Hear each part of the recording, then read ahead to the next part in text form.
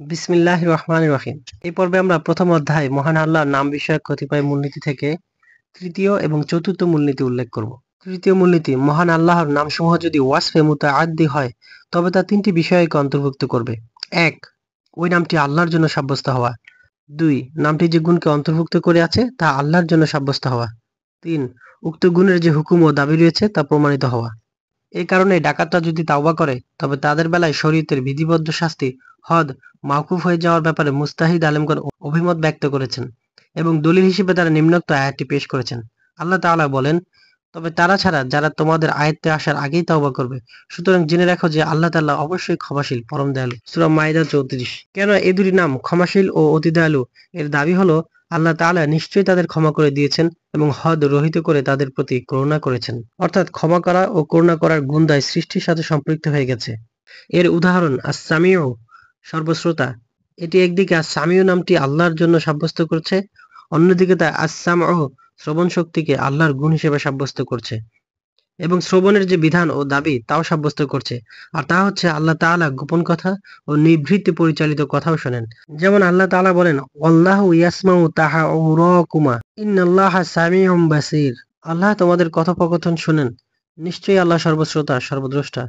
সূরা আল মুজাদালা ১। আর যদি আল্লাহর নাম এমন গুণকে নির্দেশকারী হয় যা ওয়াসফে মুতাআদ্দি না হয়ে আল্লাহ তাআলার সত্তায় সীমিত থাকে, তবে তা দুটি বিষয়কে শামিল করে। প্রথমত, ওই নামটি আল্লাহর জন্য সাব্যস্ত হওয়া।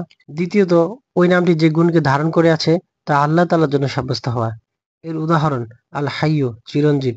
এটি একদিকে আল হাইয়্যু শব্দটিকে আল্লাহর নাম হিসেবে সাব্যস্ত করছে, অন্যদিকে আল হায়াত তথা জীবনকে আল্লাহ তাআলার একটি গুণ হিসেবে সাব্যস্ত করছে। অনুরূপ আল্লাহর নাম হাইয়্যু বা লজ্জাশীল, আল্লাহর নাম আল আজিম বা মহান।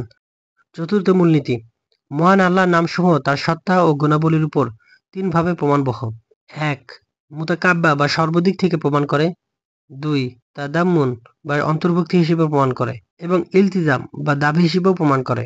এর উদাহরণ আল খলিকু, স্রষ্টা নামটি, যা আল্লাহ তাআলার সত্তা এবং সৃষ্টি করার গুণকে সর্বদিক থেকে বোঝাচ্ছে। এটাকে আরবিতে বলা হয় মুতাবাক্তা। আর শুধু আল্লাহর সত্তা এবং শুধু সৃষ্টি করার গুণ, এ দুইয়ের যে কোনো একটিকে অন্তর্ভুক্তি হিসেবে বোঝায়। অর্থাৎ খালিক শব্দটি দুটি বিষয়কে অন্তর্ভুক্ত করে আছে, একটি আল্লাহর নাম, অপরটি আল্লাহর গুণ।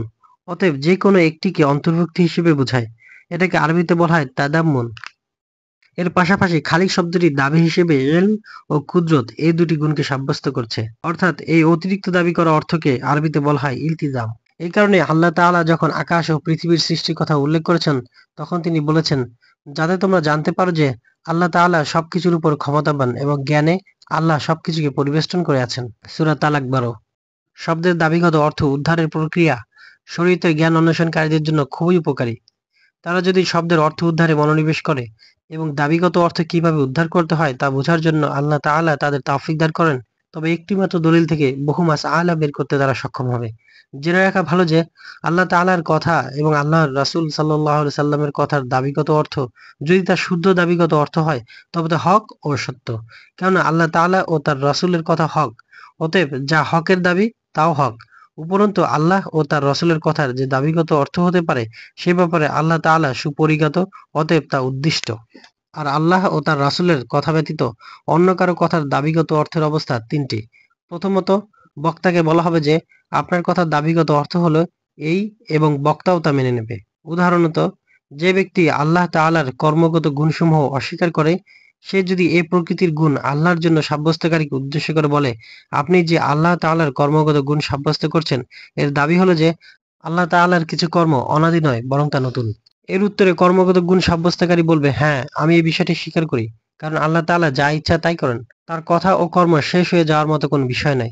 যেমন আল্লাহ তাআলা বলেছেন, বলুন আমার রবের কথা লিপিবদ্ধ করার জন্য সাগর যদি কালি হয় তবে আমার রবের কথা শেষ হওয়ার আগেই সাগর নিঃশেষ হয়ে যাবে। আমরা এর সাহায্যের জন্য এর মতো আরো সাগর আনলেও। সূরা কাহাফ ১০৯।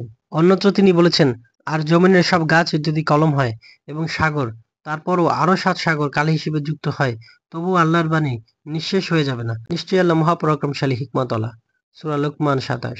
অতএব বিশেষ বিশেষ নবকর্ম যদি আল্লাহ তাআলা সম্পাদন করেন তবে এর দ্বারা তার কোনো ত্রুটি প্রমাণিত হয় না। দ্বিতীয় অবস্থা, বক্তাকে তার কথার দাবিগত অর্থের কথা বলা হবে, কিন্তু সে এ দাবিগত অর্থ অস্বীকার করবে। যেমন আল্লাহর গুণসমূহ অস্বীকারী ব্যক্তি গুণসমূহ সাব্যস্তকারীকে লক্ষ্য করে বলবে, আপনি যে আল্লাহর গুণসমূহ সাব্যস্ত করছেন, এর দাবি হলো আল্লাহ তাআলা তার গুণসমূহের ক্ষেত্রে মাখলুক সদৃশ হয়ে যাওয়া। এর উত্তরে গুণসমূহ সাব্যস্তকারী বলবে, না, এ দাবি আবশ্যক হয় না।